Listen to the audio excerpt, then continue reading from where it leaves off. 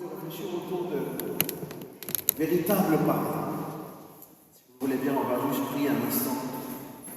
Seigneur, alors que nous nous approchons de toi, de ta présence, Seigneur, tu as fait le choix de te révéler à chacun d'entre nous au travers de ta parole.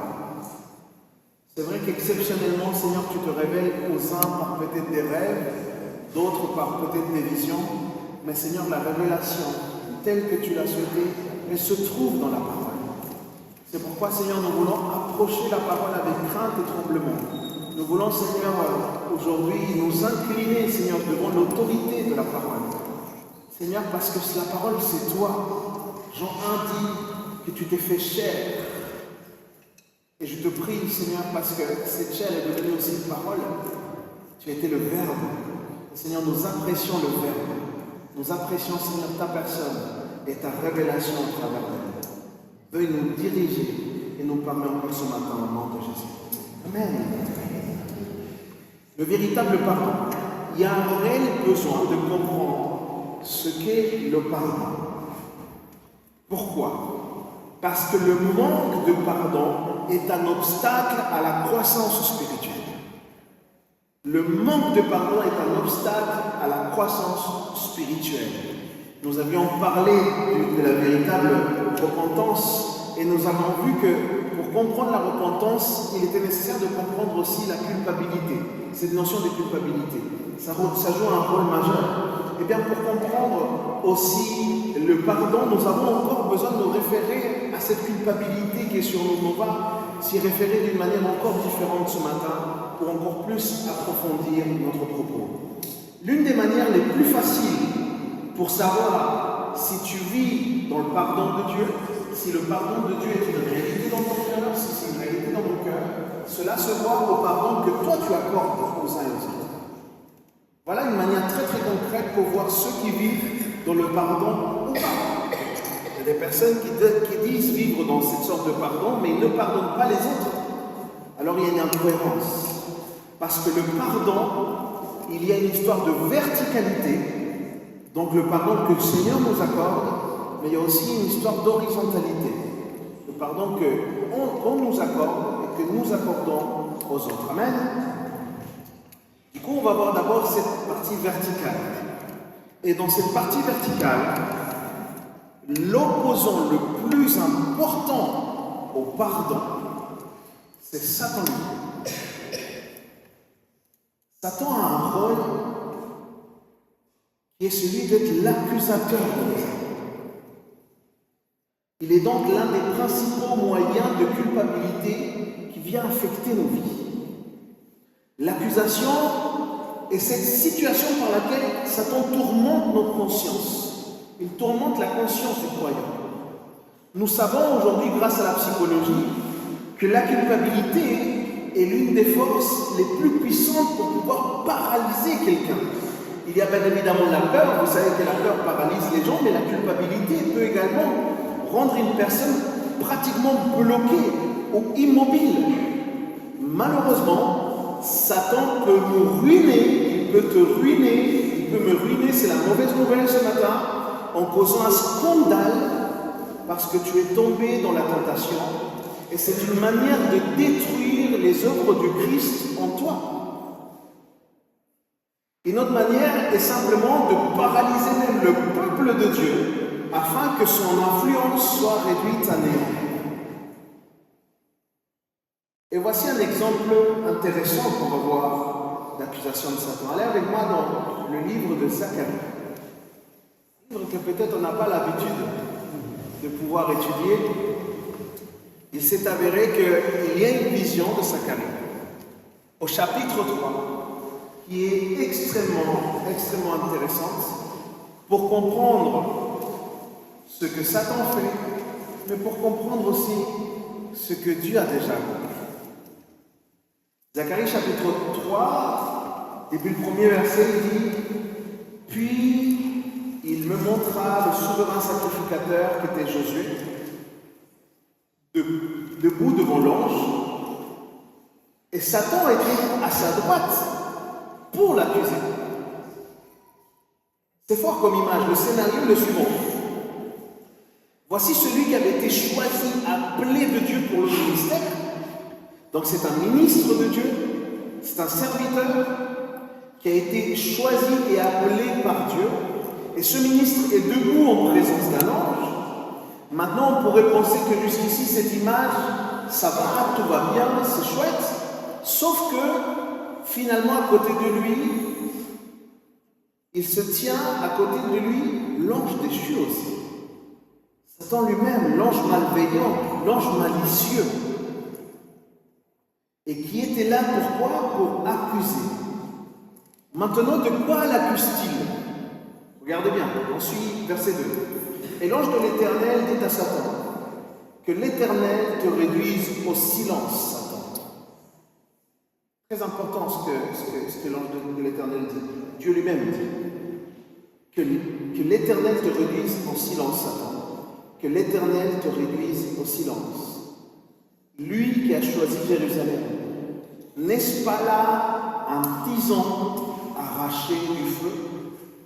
Or, Josué était couvert de vêtements sales, il se tenait debout devant l'ange. Je ne sais pas si vous voyez ce qui se passe ici. Pour ceux qui se demandent c'est quoi un tison, parce que c'est un mot qui n'est pas forcément très utilisé, moi-même je ne le connaissais pas. Le tison, c'est le bois en fait qu'on met dans le feu et il va commencer à se consumer. Et si tu retires ce bout de bois, en fait, il va être à moitié carboné, c'est ça le tison. Ici, dans cette image, qu'est-ce qui se passe ici? Eh bien, le prêtre, le souverain sacrificateur, apparaît en présence de Dieu, mais il y a un détail. Ses vêtements sont sales. Ce n'est pas un détail petit, c'est un grand détail, parce que ça indique qu'il y a une tâche, qu'il y a quelque chose qui enlève de la pureté à son poste, qui enlève de la pureté à sa mission. Ce n'est pas rien, les amis. Et c'est cela que Satan voit. Et c'est sur cela que Satan se concentre. Quand l'ennemi te voit, quand l'ennemi il veut communiquer sur toi, il ne va pas communiquer des bons résultats que tu as eus. Il va s'attarder sur les défauts. Il va s'attarder sur les batailles que tu as perdues. Il va s'attarder sur des choses qui ont été difficiles, peut-être, ok? Sur ce qui peut être impur. C'est cela que Satan voit. En gros, il dit, qu'est-ce qu'il dit l'ange? Il dit, regarde ce qu'il dit. Regarde cet homme. Il dit ça alors. Regarde cet homme. Il n'est pas en état d'être un ministre en ta présence. Pourquoi? Parce qu'il a des vêtements sales. Et rappelez-vous que les vêtements sacerdotaux, c'est-à-dire les vêtements de ceux qui étaient prêtres à l'époque de l'Ancien Testament, quand il y a eu l'histoire du tabernacle, etc., il y a eu des consignes qui ont été données au peuple juif. Et dans ces consignes, il y avait la couleur des vêtements, et il y avait le tissu, et il y avait cette histoire de pureté qui était derrière en fait. Donc il y avait des choses qui avaient été ordonnées et décrétées par prescription détaillée par Dieu lui-même pour pouvoir se présenter devant lui. Et là, l'accusateur, il dit, lui, il n'est pas en condition. Il n'est pas en condition. Et Dieu dit, voici ce que je veux que les prêtres portent.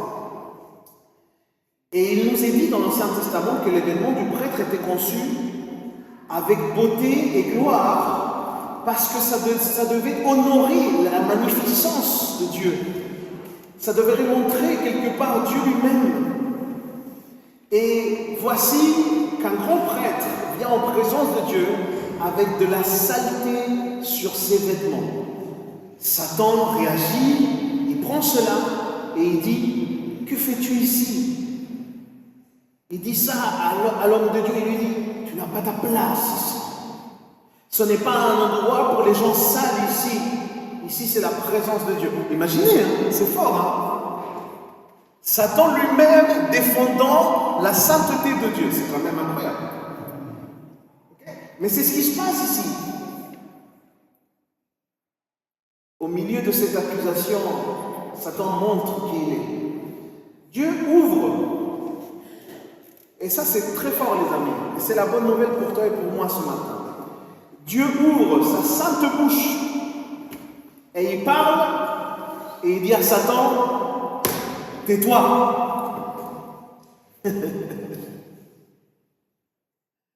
Il lui dit, tais-toi. N'est-ce pas là un tison arraché du feu? N'est-ce pas là quelqu'un de sauvé? N'est-ce pas là quelqu'un de récupéré? N'est-ce pas là quelqu'un à qui je fais grâce? Le Seigneur parle de moi ce matin, je ne sais pas s'il parle de toi. Satan, tais-toi. Qu'est-ce que j'aime ce passage? Je suis fasciné par cette déclaration de Dieu lui-même. Pensez-y. Est-ce que vous avez déjà été dans le camping, par exemple, et peut-être vous avez déjà cuit les marshmallows? C'est vrai? Vous avez déjà fait les soirées comme ça? Vous prenez un bâton. Si jamais il y a un bâton qui tombe, on fait tout ça. On va essayer de le récupérer, n'est-ce pas? Mais souvent, quand on va récupérer ce bâton, eh ben, on va toucher un peu le charbon. En fait, en essayant de récupérer, soit on peut quelque part presque s'abîmer ou se salir. C'est ça qui va se passer. Et c'est ça exactement ce qui se passe ici. Dieu, en allant nous récupérer, les amis, il va salir les mains. Dieu se salit les mains quelque part avec nous. Dieu, il décrit ce Josué, mais il nous décrit nous surtout. Il décrit chacun d'entre nous. Nous sommes ce tison arraché du feu. Quelqu'un dit Amen. Alors quand Dieu te rachète, quand Dieu te sauve, qu'il te sort des flammes, il se salit les mains pour ça. Quand il te sauve, tu as un tison arraché du feu. Cela signifie que tu es couvert de créosote, tu es couvert de charbon. Ça veut dire quoi? Ça veut dire qu'il y a du désordre. C'est-à-dire qu'il y a une saleté, il y a une impureté. Tu n'es pas net. J'ai une bonne nouvelle pour ceux qui entendent peut-être l'évangile pour la première fois. Dieu n'attend pas qu'une personne soit pure ou impeccable avant de la racheter. Je vais répéter ça parce que je crois que vous ne l'avez pas entendu. Dieu n'attend pas que tu sois une personne pure ou impeccable avant de te racheter. C'est l'évangile. Tandis que nous sommes sales, on nous donne des vêtements de justice en Christ pour pouvoir être reçus dans la relation avec Dieu. Tu ne peux pas te sanctifier par toi-même, tu ne peux pas enlever ta saleté, tu ne peux pas enlever le mal qui est en toi. Dieu qui est saint se charge de le faire. C'est Dieu qui le fait. Et il le fait d'une manière glorieuse. Tout chrétien est un tison arraché de feu. Ça signifie que chacun de nous a des vêtements qui sont sales. Il y a de la saleté dans nos vies. Il y a de la saleté dans ma vie, dans ta vie. Nous ne voulons pas être en train de tourner en rond et défiler justement cette saleté devant tout le monde. On ne veut pas exposer le mal qui est en nous. En fait, nous faisons tout pour pouvoir cacher ce qui est sale en nous. Mais il y a, malheureusement pour toi et pour moi, il y a deux personnes qui connaissent tous les cadavres qu'on cache dans les placards. Il y a deux personnes qui connaissent tous les cadavres qu'on cache dans les placards. D'un côté, il y a Dieu qui connaît absolument tout ce qu'il est en nous, mais d'un autre côté, il y a aussi Satan. C'est la mauvaise nouvelle. Satan connaît toutes les choses sales que tu essaies de cacher. Satan connaît toutes les choses sales que j'essaye moi-même de cacher. C'est comme ça. Et c'est pour ça que lui, il vient. Quand il vient, il remue le placard. Il ouvre grand les portes et il dit, regardez les vêtements sales de la personne. Regardez l'immondice. Regardez l'horreur qui existe dans cette personne.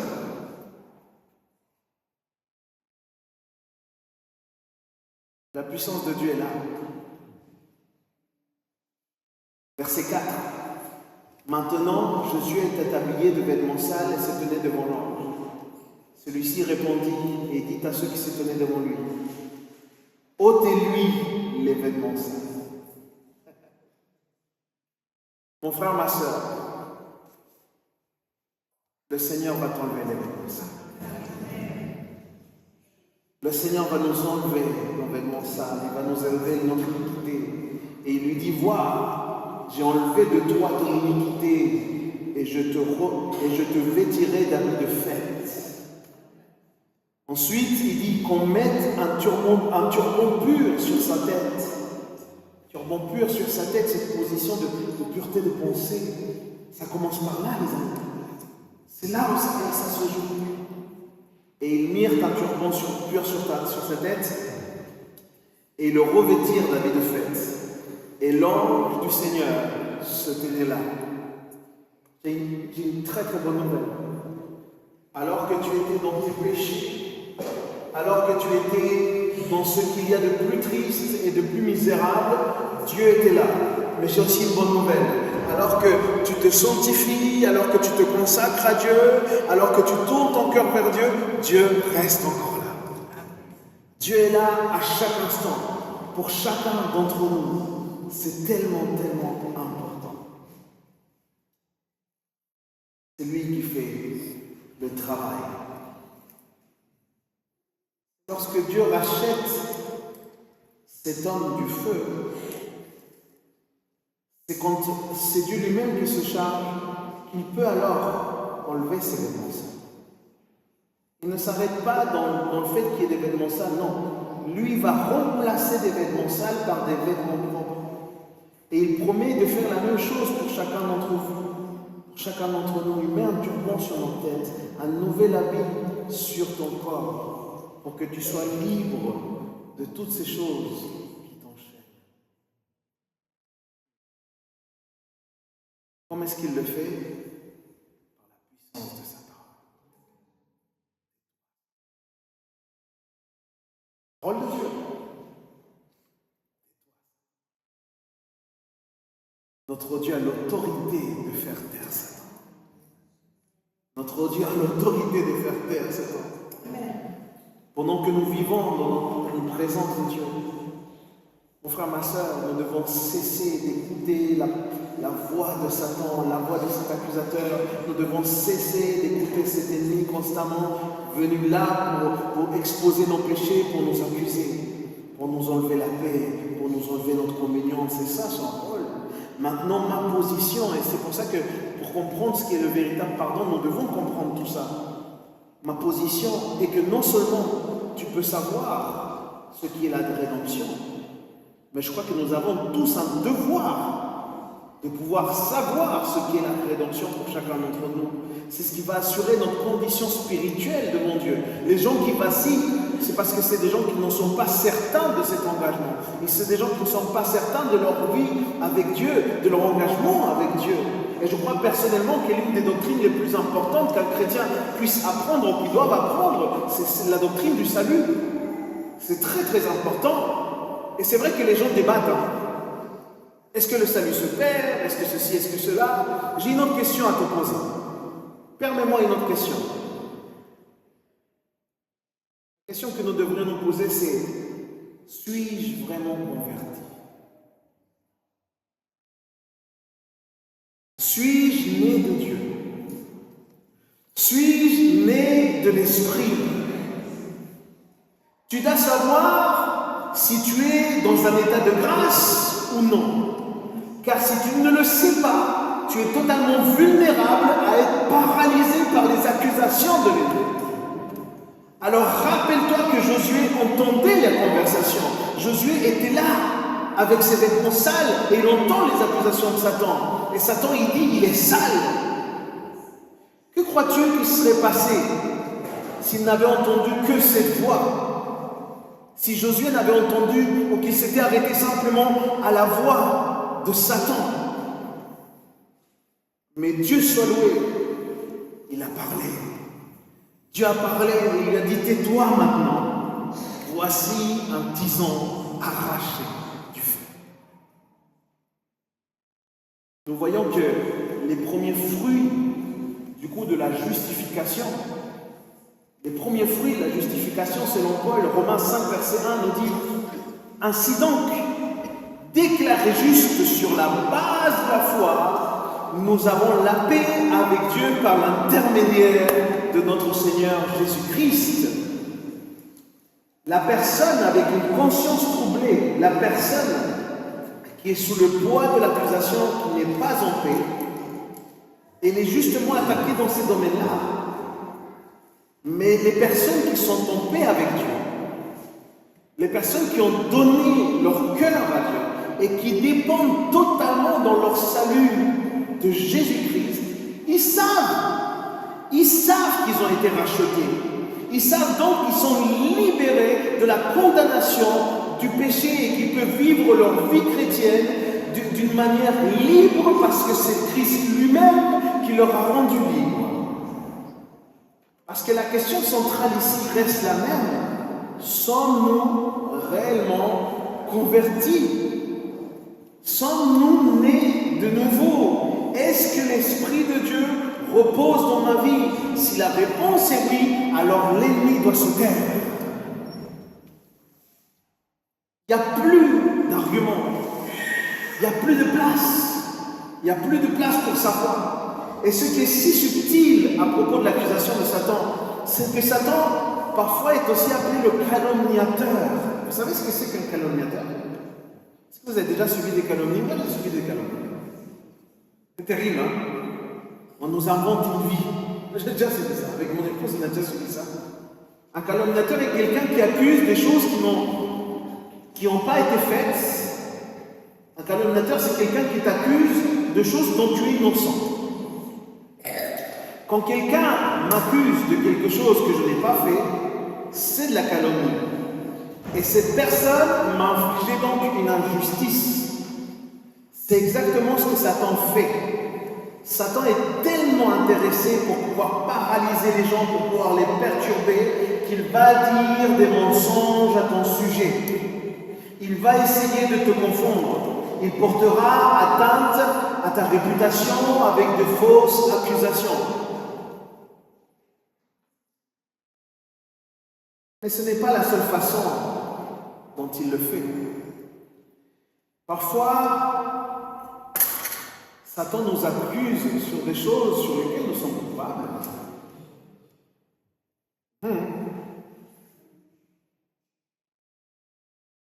L'événement de Josué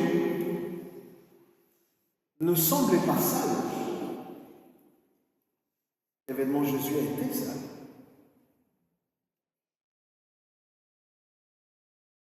N'est-ce pas? Ce n'est pas que Satan a dit « Oh, il a des vêtements sales », alors qu'en réalité, il avait des vêtements propres. Non.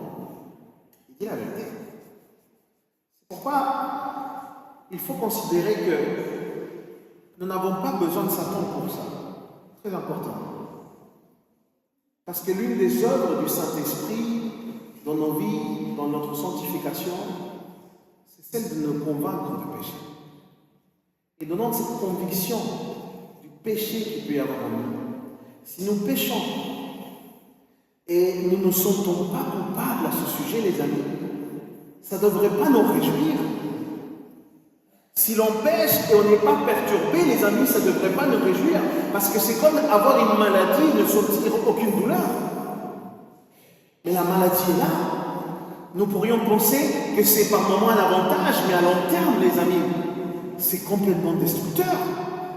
Toi et moi, nous avons intérêt à nous sentir meurtris quand nous péchons. Toi et moi, nous avons intérêt à ça. Sentir la culpabilité est quelque chose de sain si nous sommes vraiment coupables. Et que si nous sommes vraiment coupables. Si nous ne ressentons pas de culpabilité, alors le Saint-Esprit vient nous convaincre de pécher afin que nous puissions nous en détourner. Mais il y a une différence entre la conviction du Saint-Esprit et l'accusation de Satan. Et la différence est dans l'objectif. Supposons que je pêche et que j'essaye de ne pas faire face. Satan vient et il me dit hey, toi et moi, nous savons que tu l'as fait. Toi et moi, nous savons que là-dessus tu es pécheur.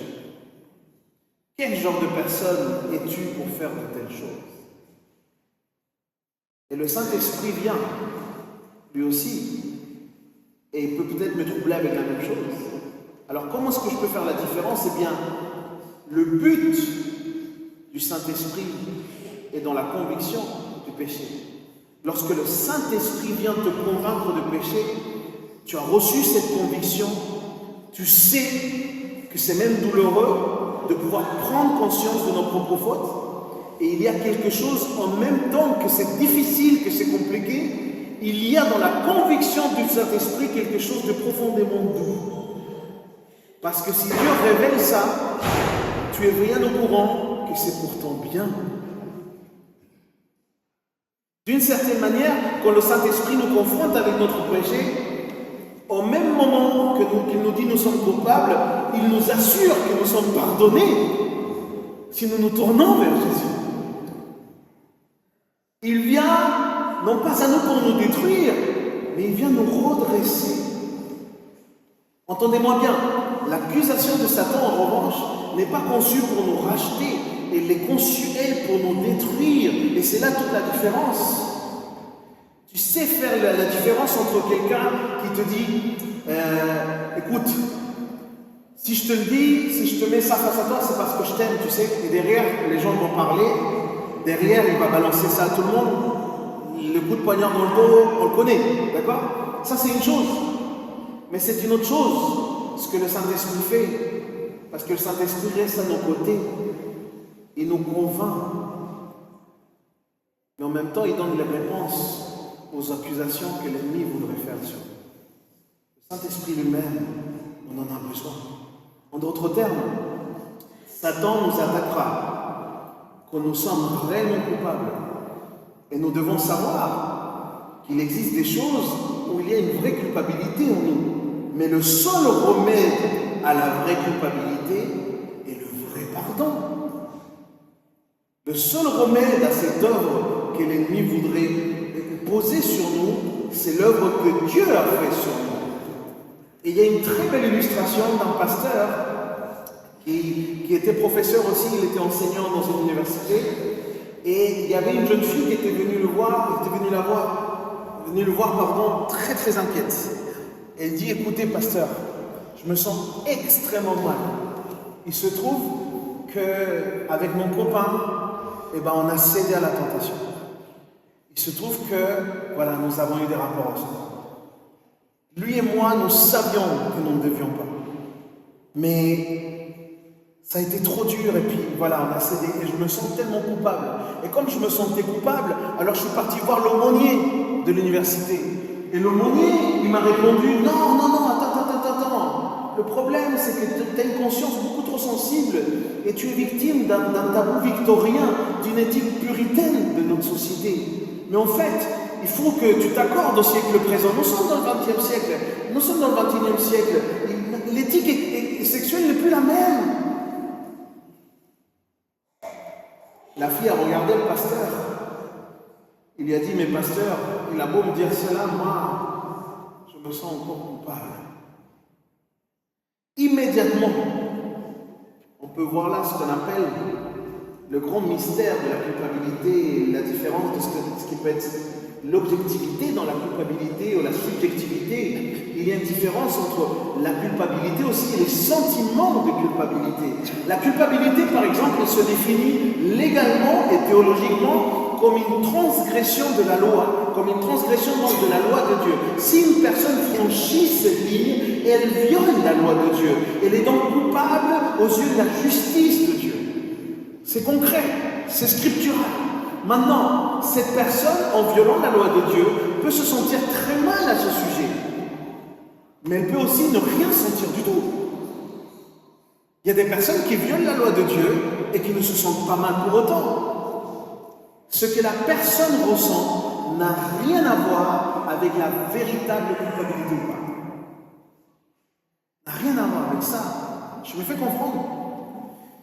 Le pardon est quelque chose que Dieu fait. Et quand il le fait, c'est une réalité objective. C'est une réalité indépendante à nos sentiments. Que tu le sentes ou pas, si Dieu t'a décrété pardonner, tu es pardonné. Si Dieu a dit que tu es pardonné, que tes péchés sont pardonnés, tu es pardonné. Que tu le sentes ou pas. Et le problème, c'est que Satan fait croire l'inverse par moment. Pourquoi? Parce que Satan joue sur notre corde sensible, sur les sentiments. il essaye de rendre les chrétiens fragiles, de sorte que tu ne sois pas sûr du pardon que tu peux recevoir de la part de Dieu. Et du coup, il te dit, est-ce que tu te sens vraiment pardonné après ce que tu viens de faire? Combien de fois on pêche et notre cœur est bouleversé, on se met à genoux devant Dieu, on demande pardon à Dieu, et tu te relèves et 5 minutes plus tard, tu as déjà... Ah, tu as vu ce que tu as fait? Ça y est, c'est fini pour toi. Oublie ton service. Oublie ta destinée avec moi. Oublie. C'est terrible. Il y a un combat qui se joue constamment. Et c'est pour ça, les amis, que la foi vient de ce que l'on entend.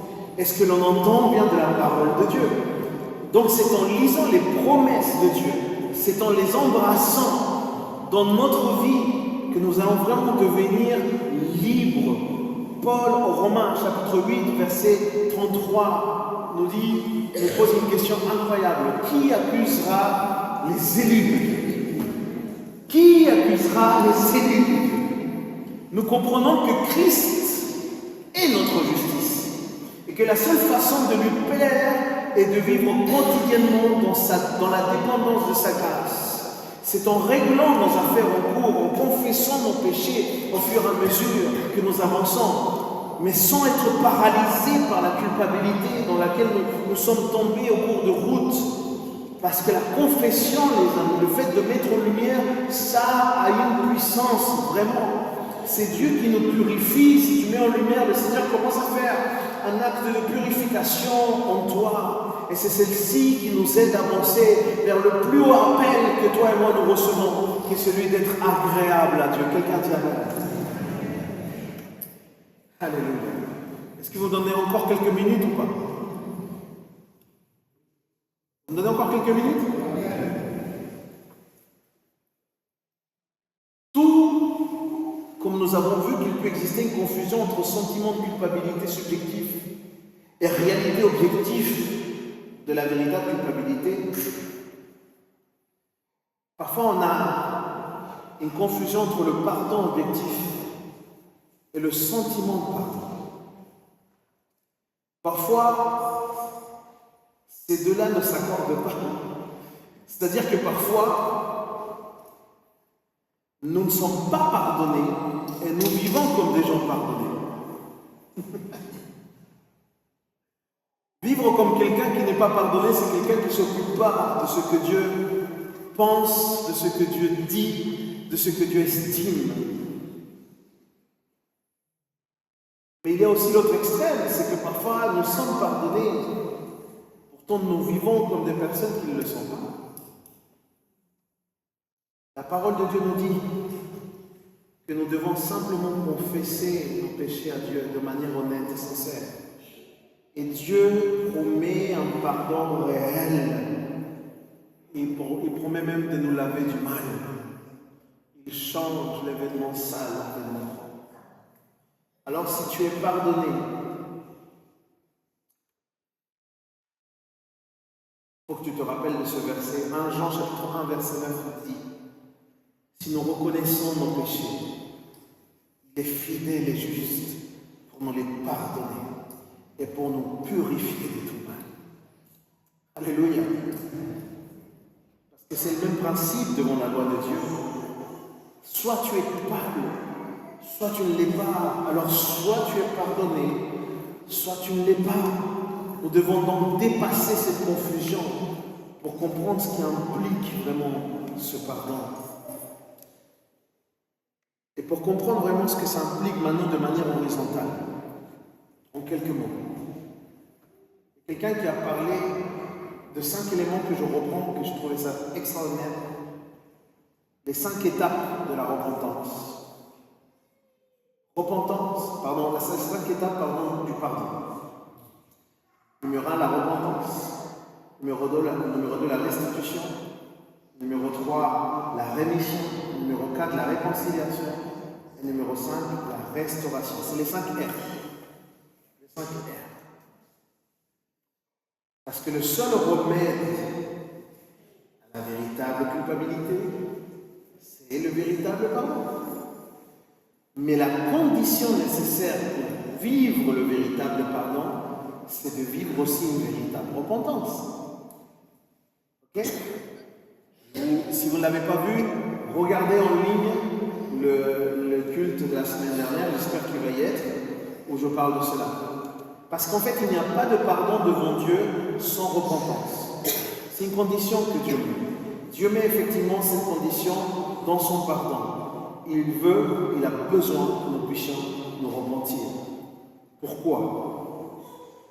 Parce que c'est ce qui nous est nécessaire pour pouvoir tuer notre orgueil. De plus, nous devons imiter Christ en termes de grâce. Et ça, c'est dans notre partie horizontale. Si nous sommes pardonnés de Dieu, il se passe quelque chose forcément avec les autres. En termes d'attitude de grâce. Pour tous ceux qui nous ont transgressés, pour tous ceux qui nous ont fait du mal. Et nous devons être prêts, les amis. Et ça, il n'y a que les chrétiens qui peuvent faire ça. Les véritables chrétiens. On doit être prêt à pardonner en un clin d'œil. C'est pas toujours facile, hein. Je ne dis pas qu'on y arrive toujours, mais on doit être prêt à pardonner en un clin d'œil. Si quelqu'un nous transgresse, si cette personne nous a fait du mal, mais qu'elle se repent, les amis, si nous refusons de la pardonner, la Bible dit que c'est comme si nous amassions des charbons ardents sur notre tête. Nous devons pardonner et très rapidement. C'est salutaire, nécessaire pour nous. C'est notre devoir absolu de pardonner à ceux qui se repentent de leurs péchés contre nous parce que sinon il y a des avertissements sévères que Jésus nous donne. Si nous refusons de pardonner ceux qui pêchent contre nous lorsqu'ils se repentent, alors comment pouvons-nous espérer pardonner par Dieu lui-même? Parce que la parole de Dieu nous dit, nous vivons le pardon. Nous devons manifester un esprit de pardon en réponse à la grâce que le Seigneur nous fait, à la tendresse que le Seigneur nous manifeste, à la patience qu'il a pour nous. C'est pour ça qu'il nous dit, il faut pardonner combien de fois? 70 fois? C'est énorme. On doit pardonner, c'est question d'attitude. Tu dois être prêt à pardonner. Mais je vais te dire quelque chose que peut-être on ne dit pas assez dans les églises. Il y a un bienfait prouvé par tous les médecins. Il y a un bienfait qui est prouvé lorsqu'il y a une personne qui pardonne facilement. Il y a quelque chose de bon qui se vit. Pourquoi? Parce que je le sais très bien, l'ennemi de nos âmes chuchote à notre oreille. L'ennemi de nos âmes, il va nous dire, ne pardonne pas, l'autre ne mérite pas ton pardon. Il ne mérite pas, tu as vu ce qu'il t'a fait, tu as vu comme il te regarde, tu as vu comme il parle, il ne mérite pas ce pardon. Et peut-être, dans un certain point, on pourrait dire, l'ennemi a raison. Mais la question, c'est pas est-ce qu'il mérite ou pas. La question, c'est veux-tu être libre? Veux-tu être libre?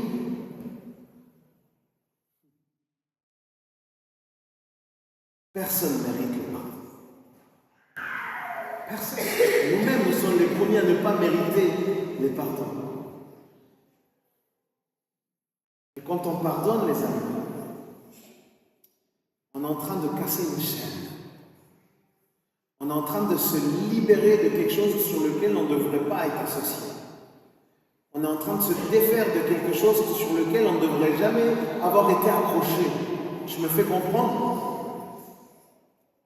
Quand on a lié les amis par la rancœur, par le ressentiment, j'en ai déjà parlé dans l'étude, le ressentiment c'est le fait de sentir à nouveau, c'est ça le ressentiment, sentir à nouveau. Quand on ne pardonne pas, c'est ça qui se passe, on sent à nouveau la douleur, on sent à nouveau l'humiliation, on sent à nouveau le mal.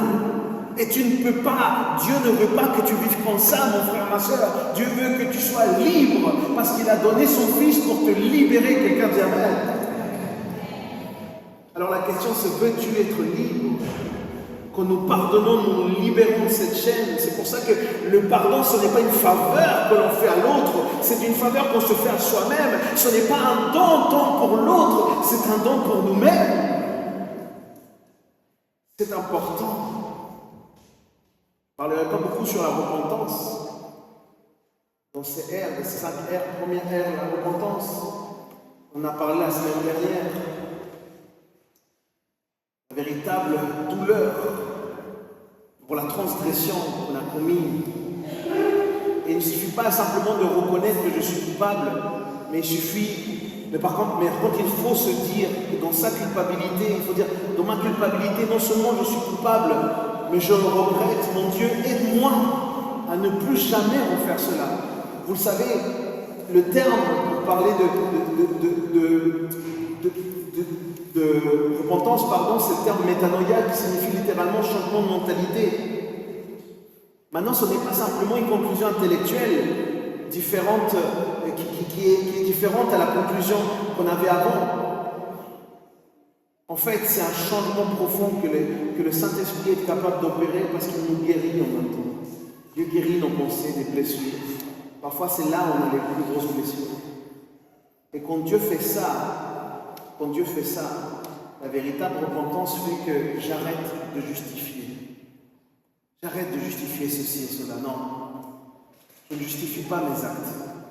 Quand je fais mal à l'autre, tu ne peux pas justifier ça parce que quand tu étais petit, tu as subi ceci et tu as subi cela. La véritable repentance, ce n'est pas ça. Non. La véritable repentance, c'est j'arrête mes tentatives de nier la réalité de ma culpabilité. C'est ça la véritable repentance.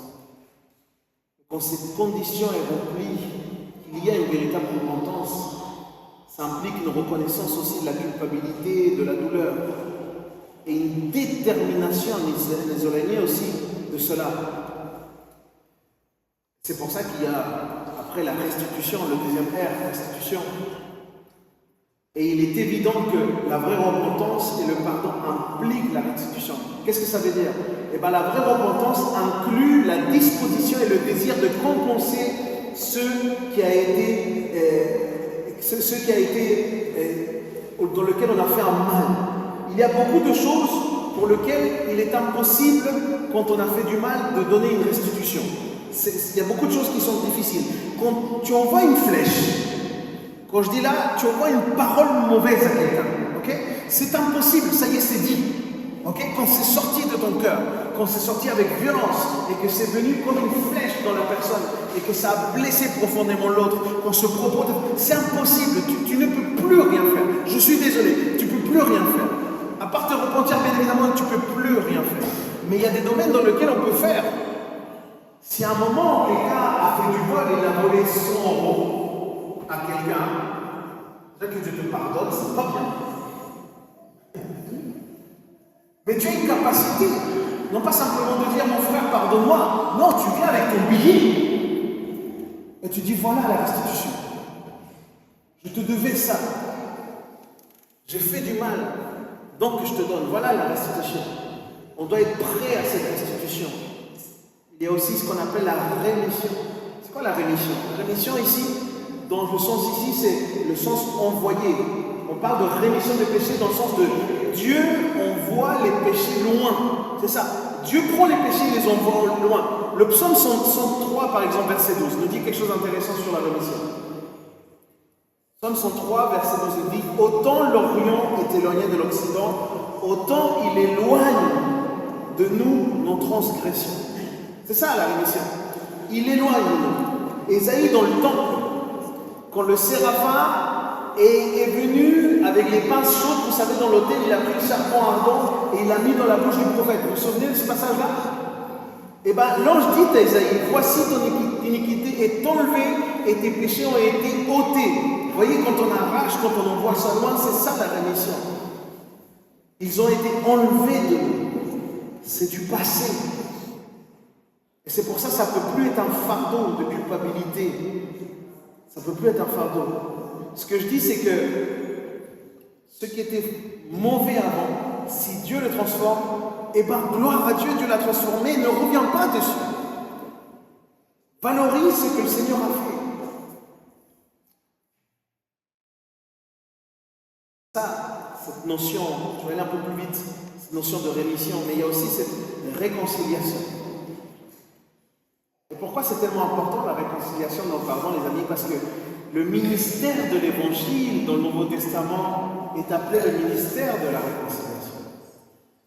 Et comme je vous avais dit, s'il y a forcément un impact dans notre verticalité, c'est-à-dire avec notre relation avec Dieu par le pardon que le Seigneur nous accorde, nous sommes réconciliés avec Dieu, et bien par le pardon qu'on accorde aux uns et aux autres, on devrait aussi vivre une réconciliation. Cette horizontalité, elle doit se vivre. Les amis, je sais très bien, parce que c'est ma réalité. Je sais que toutes les personnes ont des relations brisées. Et j'ai eu des relations qui ont été brisées, j'ai eu des relations qui m'ont mis mal. Et je me souviens aussi à certains moments de ma vie, j'ai eu des relations rompues avec des personnes qui ont été restaurées de manière merveilleuse et magnifique. Mais je me souviens aussi de relations, les amis, qui ont été rompues et que j'ai jamais réussi à pouvoir restaurer. Parce que ça ne dépend pas que de moi, ça ne dépend pas que de toi. C'est important de pouvoir peut-être le dire. C'est quelque chose de très sérieux. Parfois, tu peux faire, en tout cas, tout ce qu'il y a dans ton pouvoir. Fais tout ce qu'il y a dans ton pouvoir pour pouvoir vivre une réconciliation. Quitte à faire le maximum. Parfois, ça demande de nous humilier nous-mêmes. C'est pas facile. Mais la réconciliation est un principe biblique. Et si tu ne peux pas l'accomplir, laisse à Dieu. Laisse à Dieu. Dieu restaure. Je finis avec ça. C'est le 5e Père. Pourquoi c'est le 5e Père? Parce que nous avons, par le pardon, la restauration. Et la restauration est vraiment le bénéfice du pardon. C'est très important. C'est le bénéfice de la repentance. David, il peut dire, c'est à ce moment-là qu'il le dit, « Rends-moi la joie de ton salut. » Rends-moi la joie de ton salut. Il est restauré. David avait transgressé la loi de Dieu. Il avait rompu sa communion avec Dieu. Il avait un éloignement car il suivait son propre chemin. Mais quand David est tombé face contre terre, les amis, et qu'il se repent de ce péché, Dieu l'a pardonné, l'a restauré dans sa communion, dans sa relation. Et la restauration d'un enfant de Dieu, les amis, quand il y a un enfant de Dieu qui est restauré, j'ai une bonne nouvelle pour tous, c'est que les anges chantent. Les anges dansent. Tu peux m'accompagner, s'il te plaît? Il y a quelque chose de magnifique. Et on le voit aussi dans l'histoire du fils prodigue. On le parlait aussi la semaine dernière. Grande histoire de restauration de ce jeune homme avec son père. Dans un sens très réel. C'est ton histoire, c'est mon histoire avec Dieu. Et ce n'est pas simplement notre relation avec Dieu. Nous pouvons vivre des restaurations. Et je prie pour ça, les amis. Que ce que je viens de nous partager là, ce que le Seigneur vient de nous partager là, puisse nous servir dans nos mariages. Ça puisse nous servir dans nos amitiés. Ça puisse nous servir dans notre communauté. Ça puisse nous servir pour pouvoir montrer la grâce. Vivre dans le pardon. Parce que tout l'évangile traite de ça. Tout l'évangile traite de ces relations que Dieu veut restaurer. Une restauration cosmique. Le nouveau ciel et la nouvelle terre se réalisent grâce à l'œuvre de celui qui est venu réconcilier toutes choses avec lui-même.